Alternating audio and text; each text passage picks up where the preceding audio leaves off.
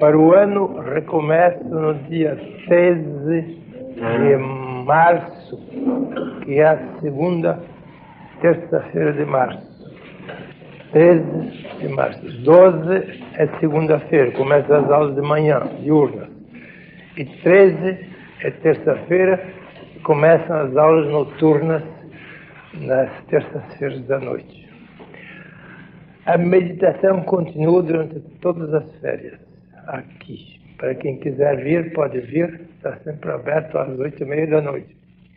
Felizmente, não fui eu que introduzi as meditações nas férias, foram os alunos do curso que introduziram, que é muito bom sinal, porque eles pediram que continuassem as meditações segundas-feiras à noite. E eu, com toda boa vontade, aceito.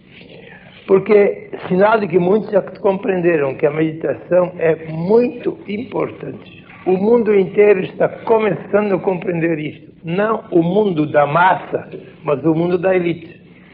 Estão compreendendo a necessidade de fazer a viagem do homem a si mesmo. O homem viaja a si mesmo. Nós estamos habituados a fazer viagens centrífugas, mas não estamos muito habituados a fazer viagens centrípetas. E muitos estão compreendendo a necessidade da viagem centrípeta, viagem para dentro de si mesmo, que dá felicidade. As outras viagens dão ciência, centrífuga, de investigações da natureza, etc., dão ciência, mas não dão necessariamente felicidade. Einstein disse que do mundo dos fatos não conduz nenhum caminho para o mundo dos valores. Esta frase de Einstein é muito importante. Do mundo dos fatos, que são as viagens periféricas, os fatos da natureza. O mundo dos fatos não conduz nenhum caminho para o mundo dos valores, que são as viagens centrípetas.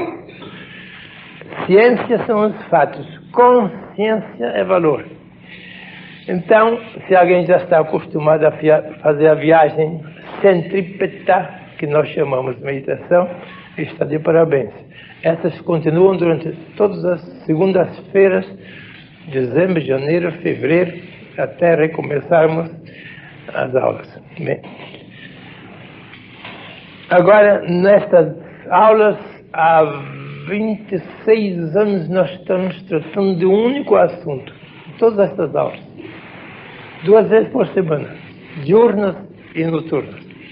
Nós estamos tratando exclusivamente de um assunto, desde o ano 52. Eu estou dando essas aulas aqui em São Paulo desde 52. Aqui tem alguns alunos que estão acompanhando desde 52 ou 3 ou 4. Tem alguns alunos aqui que estão mais de 20 anos no curso. Alguns estão 10 anos aqui. Todos sabem que nós só tratamos de um assunto, que é o único assunto que interessa a todos, indistintamente, crentes ou descrentes, católicos, protestantes, espíritas, teosofia ou Rosa Cruz, tudo isso é a mesma coisa. O que é isso? Autoconhecimento e autorrealização. Hoje em dia, isto é quase uma religião universal. Eu creio que, futuramente, a humanidade se vai interessar mais por isso do que por qualquer outra religião dogmática, ou teológica, ou eclesiástica, que hoje está dominando o mundo. A religião é autoconhecimento e autorrealização. Pode fazer dentro de qualquer igreja e fora de qualquer igreja também, porque isso não está dependendo de igrejas, de teologias. Pergunta-se, que sou eu? Não quem. Quem é uma pergunta social. A nossa carteira de identidade diz quem nós somos, mas não diz o que nós somos. A polícia só se interessa pelo quem, pelo problema social. Quem sou eu? Quando a polícia sabe que nós nascemos em tal lugar, em tal data, filhos de tais pais, então a polícia está satisfeita. Todo o governo está satisfeito com quem sou eu. Mas nós não tratamos do quem na filosofia, nós tratamos do que. Que é o homem? que sou eu? Há milhares e milhões de anos a humanidade está perguntando isto. É a filosofia mais antiga da humanidade. Lá na Índia, 7.000 anos atrás, 5.000 anos antes da era cristã, os filósofos já perguntaram: que é o homem? Que sou eu? Que sou eu? Que é a pergunta mais antiga da humanidade. Daí passou para a Grécia. E a Grécia construiu um santuário célebre em Delfos e escreveu na fachada do santuário: homem, conhece-te a ti mesmo. Conhece-te a ti mesmo. Outra vez a pergunta: ordem de conhecer quem que o homem é.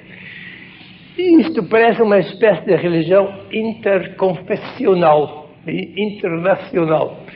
Eu creio que no futuro a humanidade se interessará muito mais pela pergunta: o que sou eu, do que qualquer outra pergunta do catecismo ou da escola dominical ou das teologias.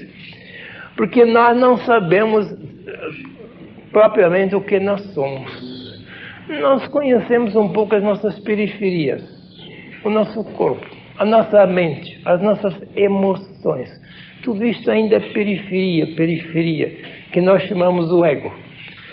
Mas, para conhecer o nosso centro, que nós costumamos chamar o nosso eu, e que os hindus chamam o nosso Atman, o ego eles chamam Aham, e o eu eles chamam Atman, na linguagem sânscrita lá dos hindus antigos. Então, estamos procurando viajar da periferia para o centro, do ego para o eu, para saber o que é que nós somos em última análise. Nós não somos as periferias, isto nós temos os nossos egos, mas nós somos o nosso eu. E isto é muito misterioso, porque não adianta psicologia, nem parapsicologia, nem psicoterapia, nem nada disto para conhecer o nosso centro. Todas estas psicologias giram pela periferia, ou do corpo, ou da mente, ou das emoções.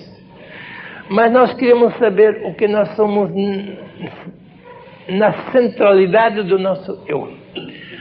E para isto é que nós fazemos tanto as aulas explicativas como também a meditação em silêncio. Nas aulas tratamos mais da teoria do autoconhecimento e na meditação tratamos da prática direta do autoconhecimento. Saber por experiência direta e imediata o que o homem é no seu centro. Quando ele sabe o que ele é no centro, ele facilmente descobre como haver-se nas suas periferias. A fonte é o centro e os canais são as periferias. Se os canais estão devidamente ligados à fonte, e se alguém descobriu a fonte, então ele vai ter água nos encanamentos. Mas se temos encanamentos e não descobrimos nenhuma fonte de água, não adianta ter encanamentos, porque encanamento não produz água. De maneira que os nossos egos são uma espécie de encanamentos, ou de canais. Mas se o nosso encanamento não está ligado à fonte, que é o nosso eu central, nós a cada momento estamos sem água. Estamos em apuros em qualquer sentido. Os nossos problemas todos nascem daí. Não temos contato suficiente com o nosso centro. Daí vêm todos os nossos problemas, individuais, domésticos, sociais, nacionais e internacionais, tudo vem da mesma fonte. Não sabemos o que somos, não temos contato com a fonte perene do nosso eu, porque as fontes não são feitas por nós. As fontes são da natureza, da alma da natureza, que se chama Deus. Então, quando descobrimos uma fonte que é da natureza e já flui há milhares de anos e não vai acabar agora, então nós estamos garantidos, vamos ter água sempre. Até podemos deixar a torneira aberta, não faz mal, porque a água na fonte não vai esgotar, se é uma fonte grande, de muito tempo já. Nas grandes montanhas, assim, tem essas fontes permanentes que não acabaram nunca, que têm milhões de anos de existência. Aí a gente pode ligar os canais e é garantido que nunca vai faltar nada. Assim é, quando nós descobrimos o nosso eu central e conseguimos ligar os canais periféricos do nosso ego, então está tudo resolvido. Quer dizer que são duas coisas. Primeiro, descobrir a fonte. Segundo, ligar os canais. E nós usamos duas palavras na filosofia para estas duas funções. Descobrir a fonte nós chamamos autoconhecimento. Autoconhecimento é o descobrimento da nossa fonte central. E fazer a ligação dos canais nós chamamos autorrealização.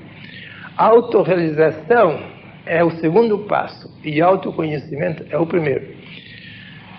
De maneira que toda a filosofia e toda a religião do futuro vai girar em torno destas duas palavras, autoconhecimento e autorrealização.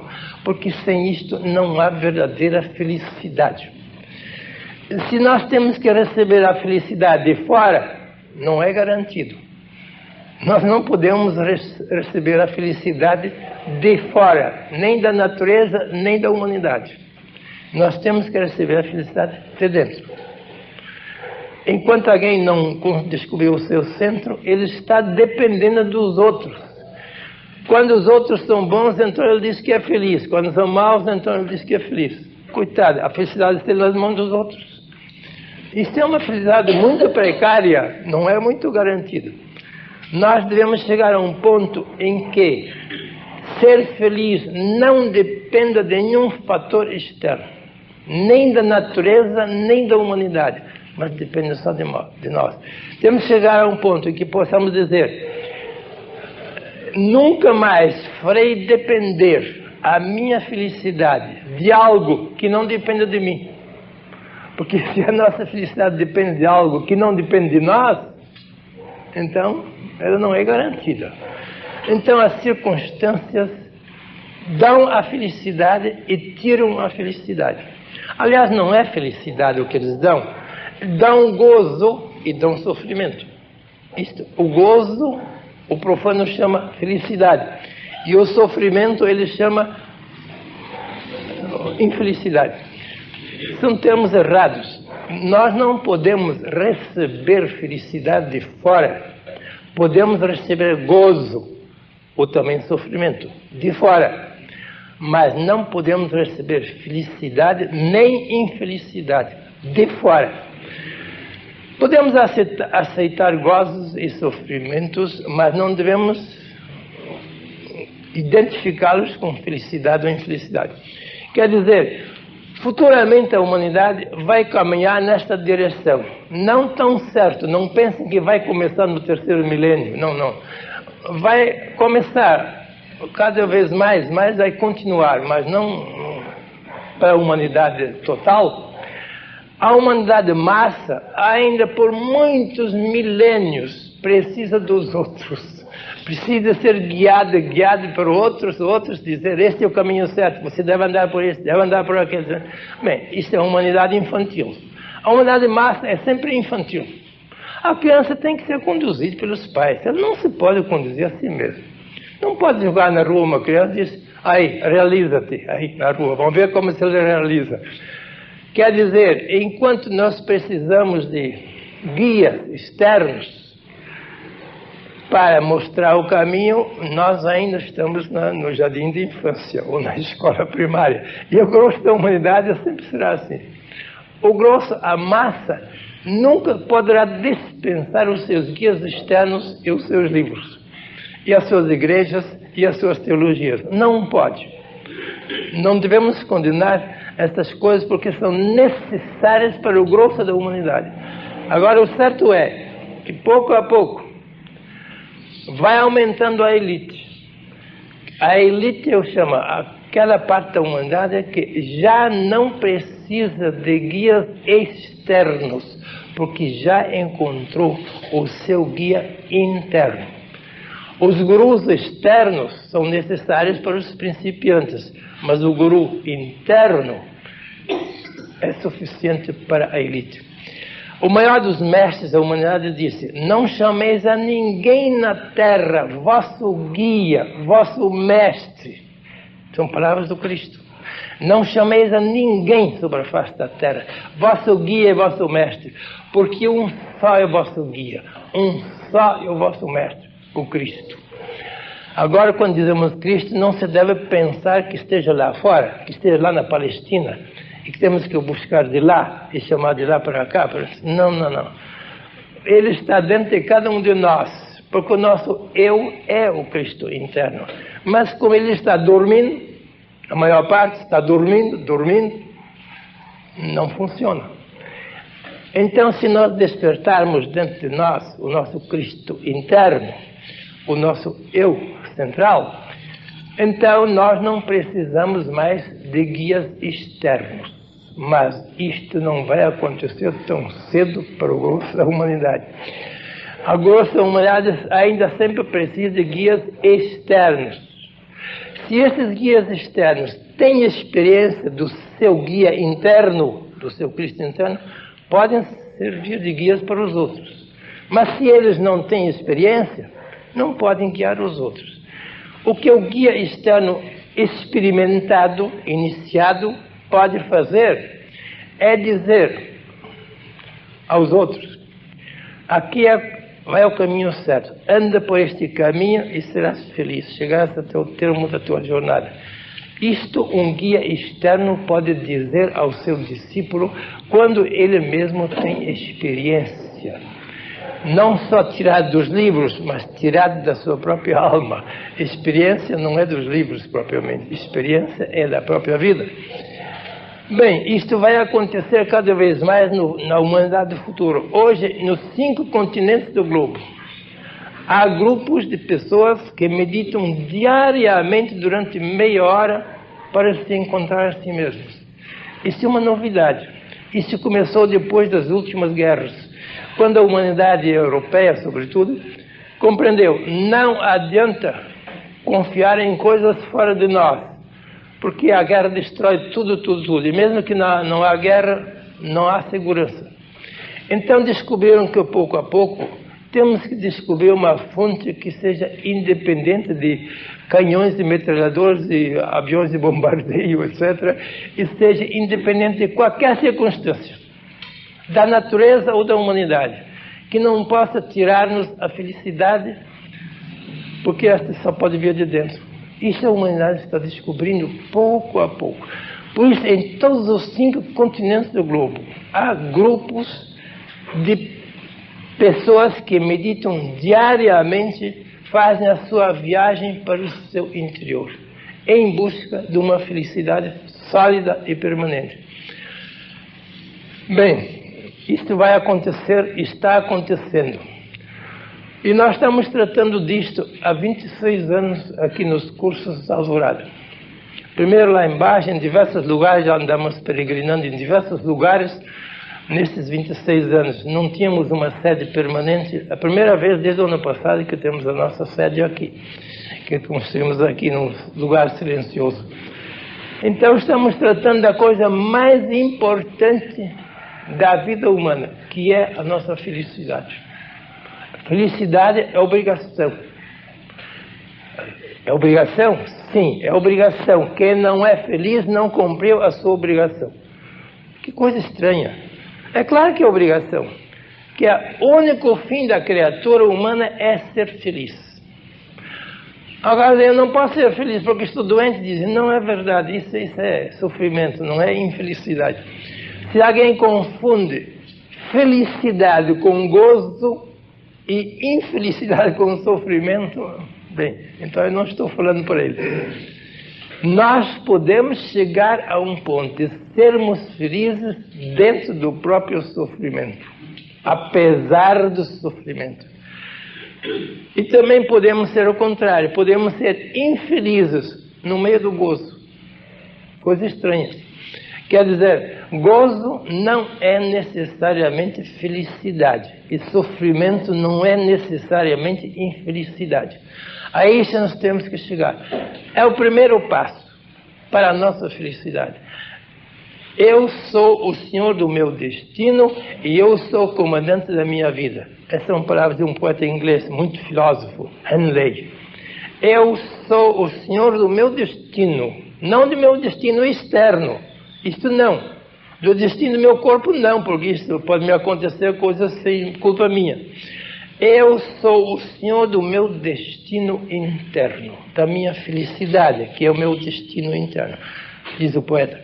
Eu sou o senhor do meu destino. Eu sou o comandante da minha vida, não da minha vida de fora.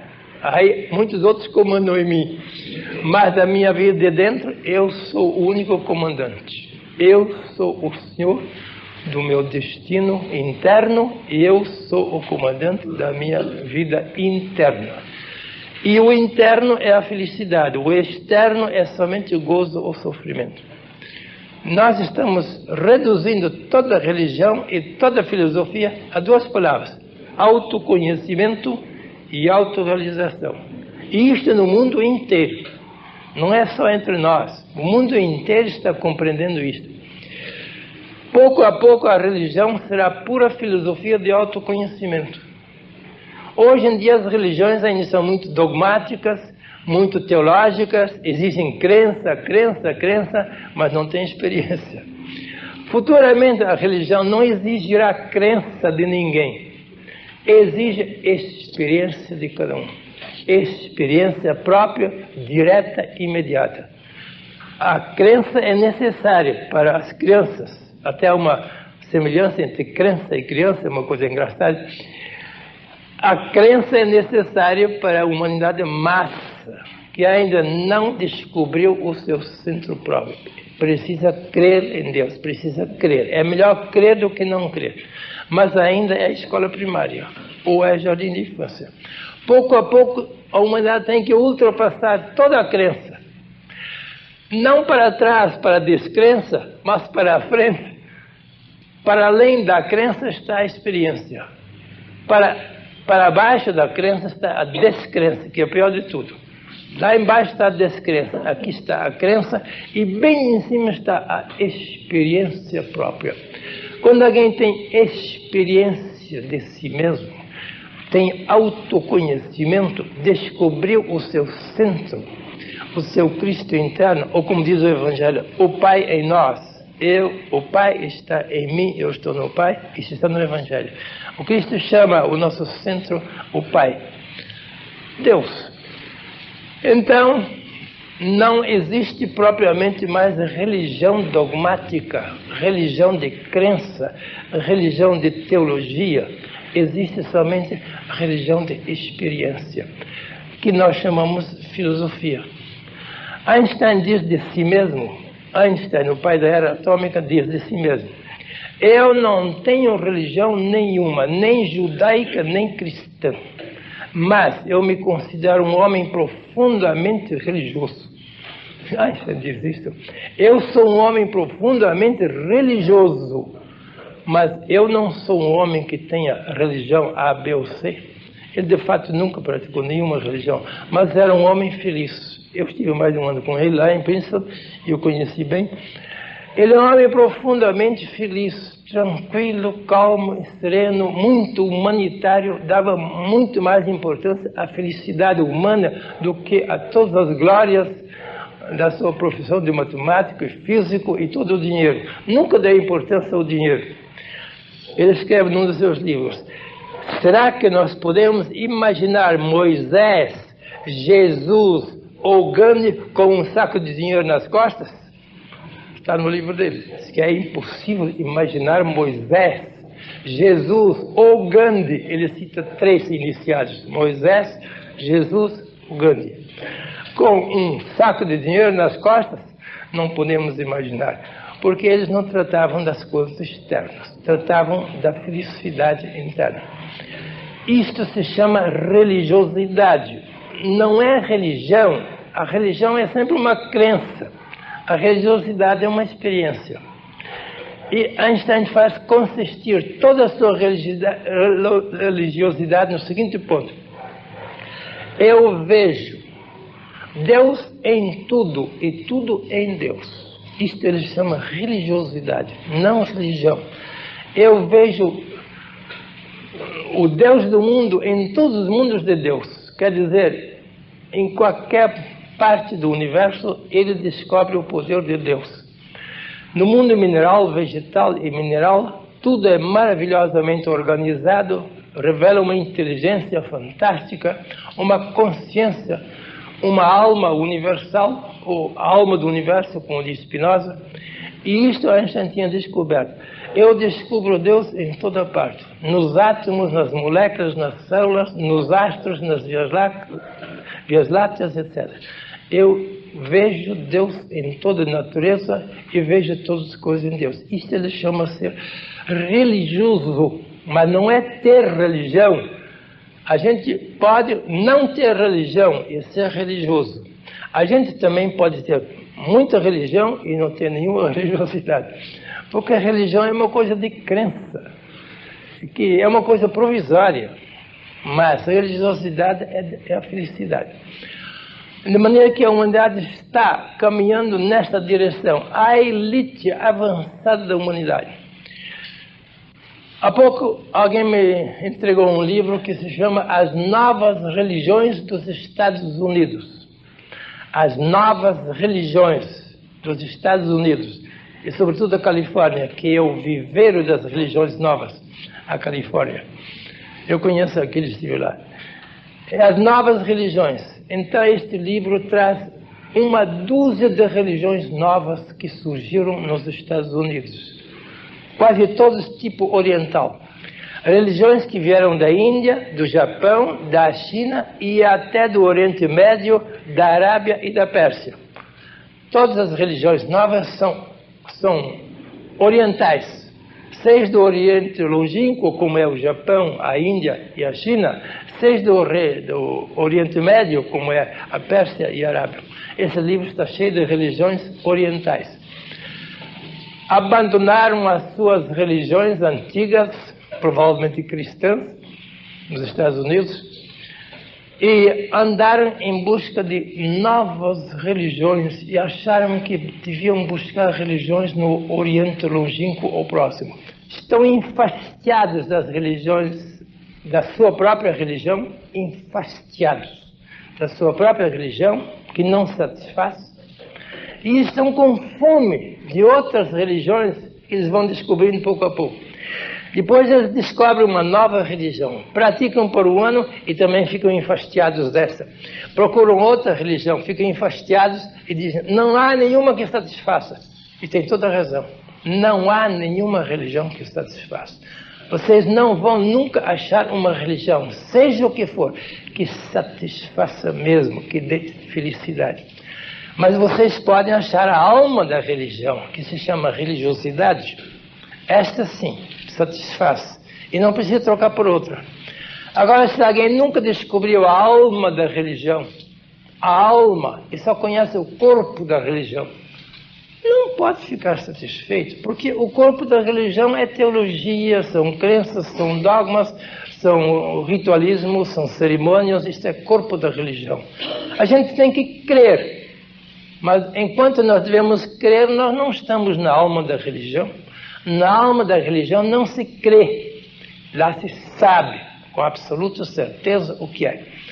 Então, esses jovens dos Estados Unidos, que são milhares, talvez milhões, sobretudo jovens, estão insatisfeitos com suas religiões cristãs e dizem, vamos descobrir coisa melhor. Isto aqui nas igrejas não serve mais, pregar e ir à igreja aos domingos, tal e tal, não satisfaz.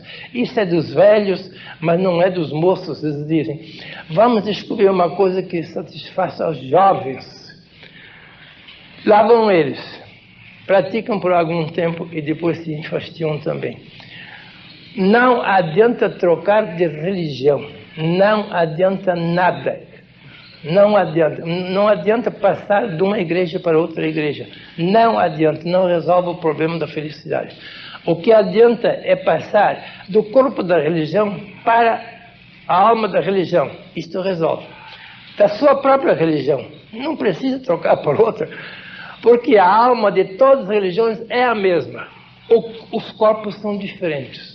Há muitos corpos de religiões, mas há só uma alma de religião. A alma da religião é o infinito, é Deus. Mas cada um pode encontrar Deus em sua própria religião. Não há nenhuma religião que não dê possibilidade de encontrar Deus. Até as religiões querem que a gente encontre. Mas, se alguém não entra no centro da sua própria religião, mas fica boiando nas periferias, nos dogmas, nas cerimônias, nas teologias, nas crenças externas, é claro que não pode satisfazer. Então ele pensa que é por causa da religião que ele não tem felicidade. Vamos trocar por outra religião e vamos achar a felicidade. Pura ilusão. Não adianta trocar uma religião por outra. Não adianta nada. É preciso entrar no centro de sua própria religião. E isto é muito difícil, porque muitos se contentam com as periferias, com as cerimônias, com as crenças, com os dogmas, com as teologias, que são tudo exterioridade. Mas quando alguém finalmente descobre o âmago, o centro e cerne da sua própria religião, ele não precisa mais trocar por outra, porque o Deus da outra religião é o mesmo Deus da minha. Não há dois deuses, uma da minha religião, outra da outra religião. Não, não. O fato é que eu não descobri Deus em minha própria religião. Por isso eu penso que devo trocar trocar a religião para achar Deus. Não é verdade, é pura ilusão. Isso está acontecendo em grande massa nos Estados Unidos, como diz aquele livro. Tem uma dúzia de religiões novas. Amanhã essa dúzia também são religiões velhas. Então vão arranjar outra dúzia e mais outra dúzia. E assim vão num eterno ciclo vicioso. Não adianta nada. Há pouco nós fomos assombrados pelas notícias dos jornais que nas Guianas perto de 1000 pessoas se suicidaram ou foram assassinadas. Muitos não se suicidaram, de fato, foram assassinados por outros. Perto de 1000 pessoas. Foi a maior hecatombe de suicídios e assassinatos do mundo. Não se conhece suicídios em massa como ultimamente na Guiana. E tudo por motivos religiosos. Por motivos de religião e de fanatismo religioso. O fanatismo só existe lá onde não existe religiosidade. Na religiosidade não há fanatismo.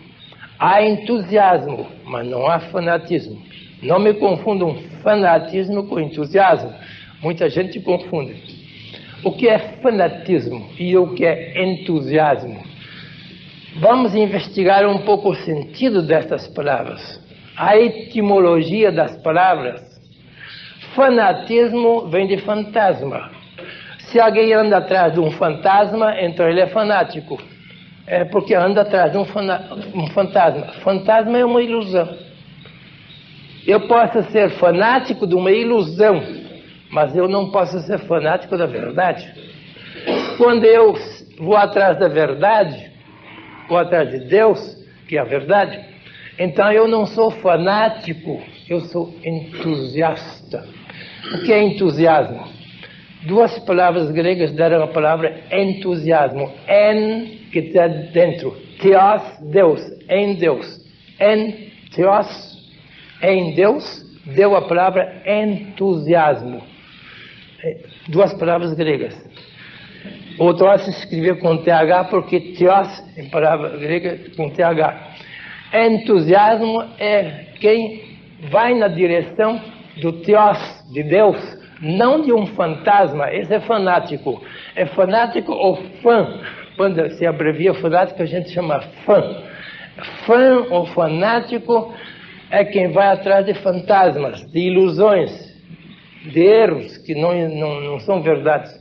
Mas a gente pode ser fanático do corpo de uma religião, mas a gente não pode ser fanático da alma da religião. Da alma da religião a gente pode ser entusiasta, e isso é necessário. Quem não tem entusiasmo por nada, não realiza nada. Pode estar certo. Quem não se entusiasma por nada, não realiza nada. Porque entusiasmo dá força. Quem não tem entusiasmo, não tem força para nada. É tudo indiferente. Deixa como está para ver como fica. Isto é falta de entusiasmo por nada. De maneira que aqueles assassinatos que ocorreram na Guiana ultimamente, ou suicídios, sejam assassinatos, sejam suicídios, todos por motivos de fanatismo religioso, quer dizer, de uma aberração religiosa. Por causa das religiões que tinham ou que desejavam ter, porque abandonaram ou que estavam atrás de outras religiões, nasceu. De maneira que tudo isso que estamos lendo e ouvindo hoje prova que a humanidade ainda não se convenceu da coisa fundamental, que não adianta ter religião, é preciso ser religioso. Enquanto se tem religião, a gente pode ser fanático, ou da sua própria ou de outros. Mas o fanatismo só se dirige à periferia. Ele nunca se dirige ao centro da religião. Pode ser fanático das coisas externas da minha religião, do corpo da religião. Mas eu não posso ser fanático da alma da religião. Eu posso entusiasmar-me pela religiosidade, mas posso ser fanático de qualquer espécie de religião. Quem se suicida por fanatismo não é religioso. Quem mata outros por fanatismo também não é religioso. Que tudo isto é falta de autoconhecimento e falta de autorrealização. Por isso não adianta correr atrás das exterioridades. É preciso, uma vez, a gente ultrapassar as periferias. As periferias que são do ego, periferia física, periferia mental, periferia emocional, tudo isso ainda é periferia. É chegar até ao centro. Então encontramos firmeza, tranquilidade e felicidade no centro, na fonte. Fora disto, nós não podemos encontrar isto. Isto é uma questão de lógica, é uma matematicidade, como eu digo. É lógico, não precisa crer nisto. Isto é certo, são 7 como 2 vezes 2 são 4. Quem não se encontra no centro, na alma da sua religião, não tem felicidade segura e permanente. E como todos nós queremos ser felizes, a única coisa que temos que fazer é encontrar o centro, a alma de nós mesmos. Isto é ser religioso. Ser religioso não tem nada a ver com dogmas, com teologias, com igrejas, nada. Futuramente, essas coisas que nós chamamos agora de teologias, igrejas e etc., futuramente não serão necessários, mas serão úteis. Essas coisas externas são úteis. Nos livros sagrados, por exemplo, não só na Bíblia, mas também na Bhagavad Gita, mas também nos outros livros sagrados de outros povos, há experiência religiosa profunda de alguns, não de todos, de alguns. Os livros sagrados sempre revelam homens de profunda experiência da alma da religião, da religiosidade. E o que eles acharam, e está consignado nos livros, nós podemos achar. Por isso os livros sacros são importantes. São importantes enquanto nós não acharmos ainda a nossa religiosidade própria, podemos ver como é que os outros acharam. A Bhagavad Gita diz: quem já realizou a sua religiosidade não precisa mais de nenhum livro. Nem da Bíblia, nem do Alcorão, nem da Bhagavad Gita, nem de Tao Te Ching, nem de nada. Mas quem não realizou ainda a sua própria experiência religiosa, precisa dos livros onde alguém realizou isto. Livros, a gente supõe que os autores desses livros tenham tido experiência própria. Quem só aprendeu dos livros não tem experiência. Nós primeiro aprendemos dos livros, depois fazemos o possível para ter experiência própria. Quando temos a experiência própria, não precisamos mais dos livros. Os livros são preliminares e prelúdios necessários para os que ainda estão em caminho. Mas quem está em caminho não precisa mais. Estou convencido que Jesus nunca leu para aprender alguma coisa. Porque ele já tinha descoberto a fonte, que ele chama o reino de Deus dentro de nós, já tinha descoberto o reino de Deus. O reino de Deus está dentro de vós, ele diz. Mas é um tesouro oculto. É uma pérola preciosa no fundo do mar. É uma luz debaixo do velador. Tudo isso ele diz. Ele tinha descoberto o reino de Deus dentro de si. Ele diz, é preciso colocar no alto candelabro a luz, e não debaixo do velador. É tirar do fundo da terra o tesouro oculto, e tirar do fundo do mar a pérola preciosa. Tudo isso ele usa. Quem já realizou isto, é claro que não precisa mais desses ensinamentos através de livros e mestres. Mas não são muitos que realizaram. De maneira que a maior parte ainda precisa de meios externos, seja de livros, seja de mestres. Supondo que nestes livros e nestes mestres haja verdadeira experiência direta e imediata. Porque se um livro apenas conta o que ele tirou de outro livro, ou se o mestre fala o que ele ouviu dos outros, mas se ele não tem a experiência própria, e se o livro fala da experiência alheia, mas não da experiência própria, nós não podemos aprender nada. Mas muitos livros falam homens da experiência própria. Não é só no passado. Quando nós falamos de livros sacros, logo pensamos no passado. O Deus do passado é o Deus do presente. Não havia nenhum outro Deus na Bíblia que há nos nossos dias. Hoje em dia, há iniciados tão grandes como os profetas do Antigo Testamento. Mesmo em nosso século, quem vê a vida de Mahatma Gandhi fica assombrado em face daquilo que esse homem fez só com pura espiritualidade. Não fez nada com meios naturais, com meios materiais.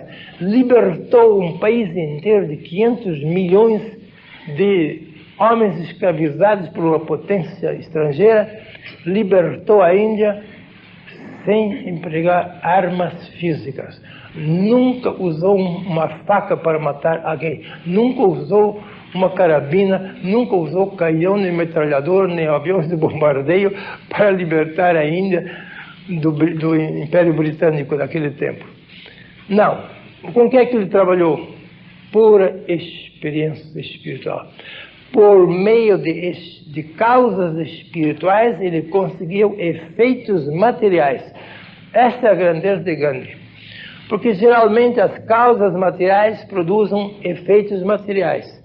E às vezes também causas espirituais produzem efeitos espirituais. Mas quase nunca se vê que uma causa puramente espiritual possa produzir efeitos materiais. Isso aconteceu na Índia em nosso tempo. Nós vivemos num século dos maiores milagres, das maiores maravilhas. Nunca nenhum único homem fez o que Mahatma Gandhi fez, só pelo poder do seu espírito.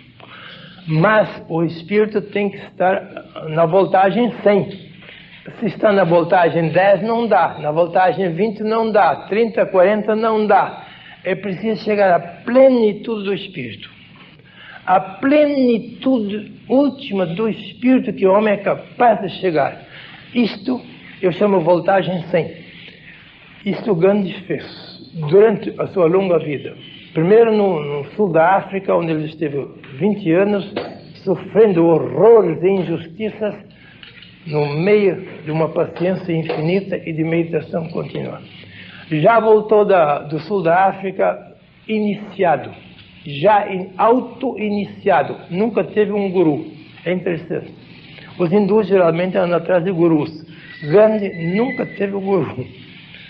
Ele foi seu próprio guru. Ele descobriu o seu guru interno, descobriu o seu Cristo interno. E ele foi auto-iniciado por si mesmo. Então, quando ele voltou para a Índia, ele aplicou à Índia o que ele tinha aprendido no sul da África. E conseguiu o impossível. Na noite de 14 a 15 de agosto de 1947, o último governador britânico da Índia, Mr. Mountbatten, declarou a independência nacional da Índia. Depois de 150 anos de ocupação inglesa. Ninguém sabe porque os ingleses se retiraram da Índia. Ninguém. Ninguém os matou, ninguém comprou metralhadores, ninguém comprou bombas atômicas, nem aviões de bombardeio. Porque um único homem, magro, esquelético, desdentado, careca, mandou os ingleses embora. Um único homem pode fazer isto? Não, não foi o homem que fez, não foi esse grande que fez. Foi a alma dele. A alma é a alma do próprio universo. Ele chegou a potencializar a sua alma até ao ponto de derrotar todos os ódios dos seus inimigos. Porque ódio não derrota ódio, mas amor pode derrotar ódio. Violência não acaba com violência, mas uma não violência pode acabar com todas as violências. Nós achamos que isso é impossível. Como é que uma não violência pode acabar com violência? Achamos que isso é impossível. Porque nós não sabemos o que quer dizer não violência, ahimsa. Mas ele sabia. Não é uma ausência, é uma terrível presença. Não é uma vacuidade, é uma tremenda plenitude. Esta ahimsa que ele chama a não violência. E depois a satyagraha, o amor integral.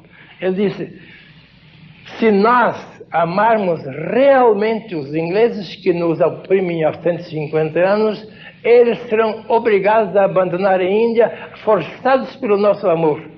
Imagina dizer tais coisas.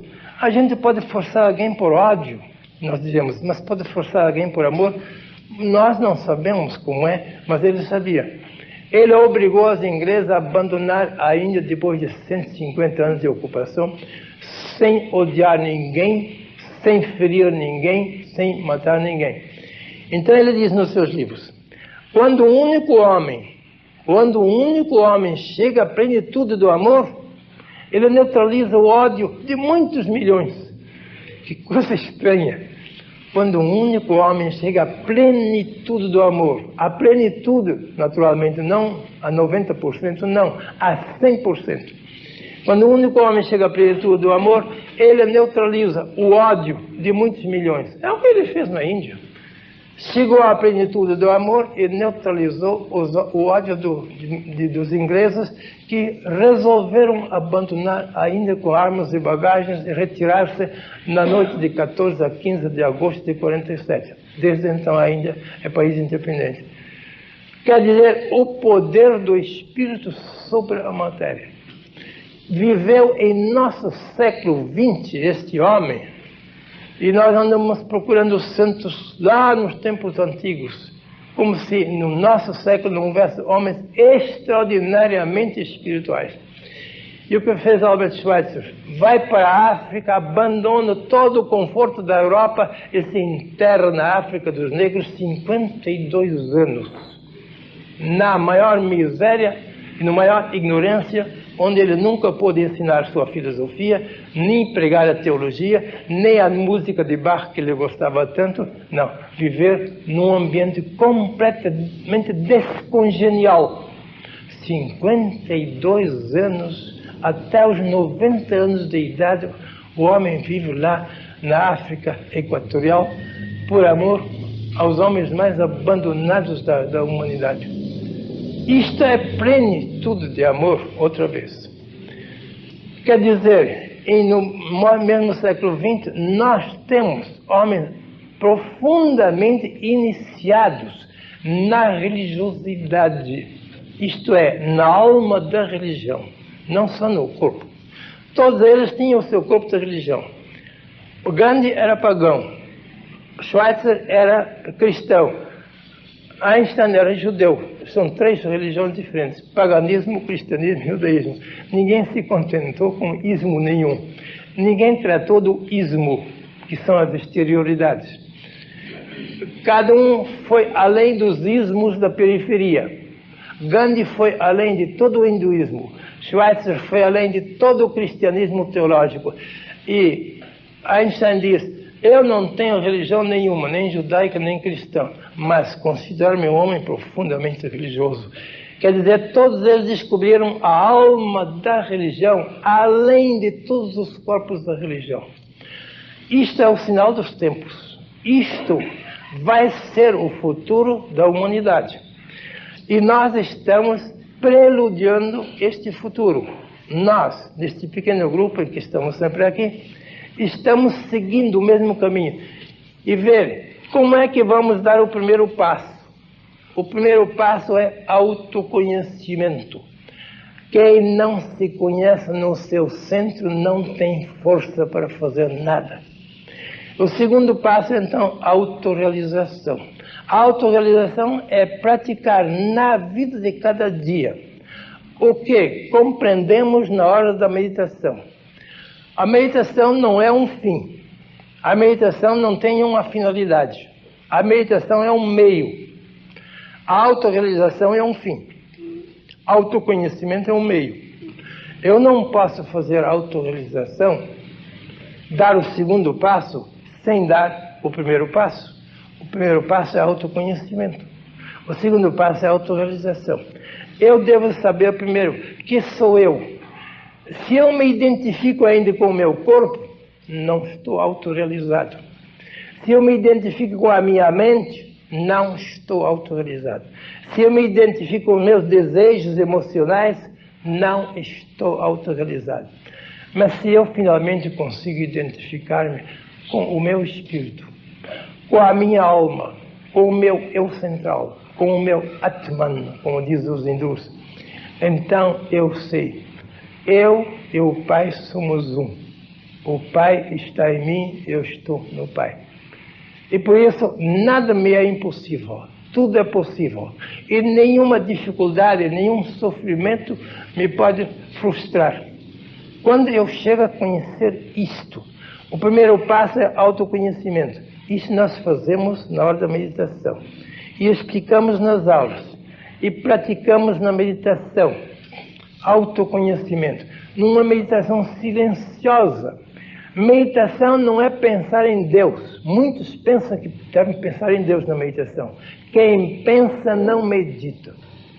Meditação não é pensar alguma coisa. Meditação é esvaziar-se completamente de qualquer pensamento.